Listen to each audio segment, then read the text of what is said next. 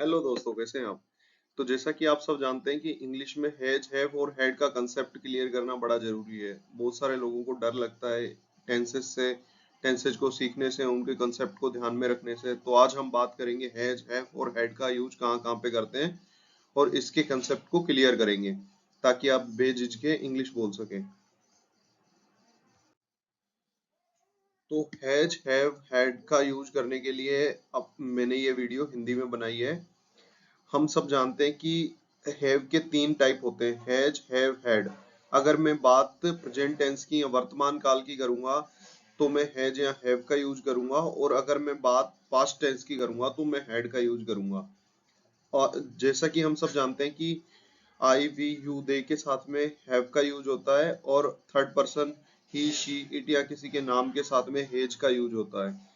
और जो past tense के सारे सेंटेंसेज होते हैं उन सब में हैड का यूज होता है। तो कुछ उदाहरण देख लेते हैं इसके, कि जैसे मैं बोलता हूँ कि मेरे पास कुछ है, तो आई हैव समथिंग। ये अगर कोई चीज कब्जे में होती है ना, तो उसके लिए अपन हैज या हैव का यूज करते हैं सेंटेंसेज में। जैसे मान लीजिए कि कुछ चीजें हैं, मोबाइल, कार, कॉस्टली चीजें या शूज, तो उन सबको शो करने के लिए, रिप्रेजेंट करने के लिए हैज, हैव का यूज करेंगे अगर बात प्रेजेंट टेंस की है। तो अगर बात पास्ट टेंस की है तो हैड का यूज करते हैं। अगर कोई हमें रिश्तेदारी बतानी है कि वो मेरे पिताजी हैं, वो मेरा भाई है, वो मेरी बहन है, तो भी हम हैज, हैव का यूज करते हैं और पास्ट टेंस में हैड का यूज करते हैं।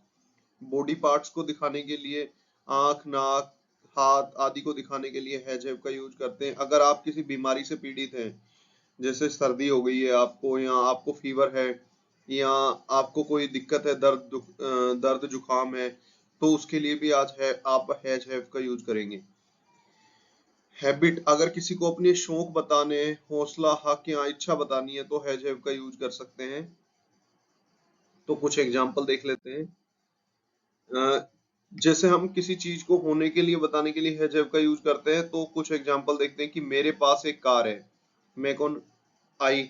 आई के साथ में क्या आएगा? हमेशा हैव आएगा। तो आई हैव ए कार। और मैं वो ऐसा ही सेम अगला सेंटेंस में बोल रहा हूँ कि मेरे पास एक मोबाइल है। तो जब कोई चीज अपने पास होती है तो उसके लिए हम किस चीज का यूज करते हैं? हैव का यूज करते हैं आई के साथ में। तो आई हैव ए मोबाइल। और हमारे पास कई सारी पुस्तकें हैं, वी के साथ भी क्या आता है? हमारे के लिए वी, और वी के साथ क्या आएगा? हैव आएगा। We have many books. इसी प्रकार तुम्हारे दो भाई हैं, यू हैव टू ब्रदर्स। और ही, शी, इट के साथ में मैंने बताया था कि हैज का यूज होता है। तो ही, शी, इट वाले कुछ सेंटेंस देखते हैं। उसके पास एक स्कूटर है, तो ही और ही के साथ में हैज, और क्या है उसके पास में? Scooter. He has a scooter. तो बड़ा सिंपल है। इनका यूज एक्टिव, पैसिव और डायरेक्ट, इनडायरेक्ट में भी करते हैं हैज, हैव का यूज।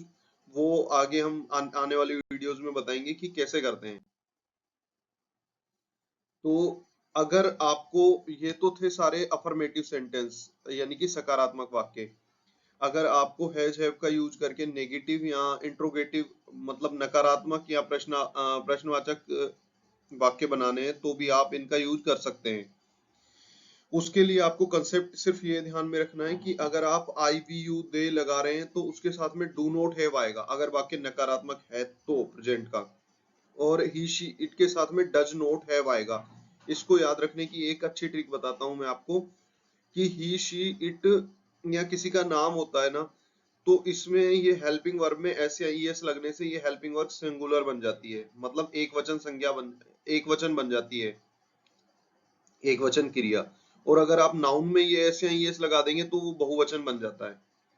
तो ये कंफ्यूज कभी मत होना, जब भी आप हेल्पिंग वर्ब में एस या ईएस लगाएंगे तो हेल्पिंग वर्ब सिंगुलर बन जाएगी, और ये सिंगुलर थर्ड पर्सन होते हैं।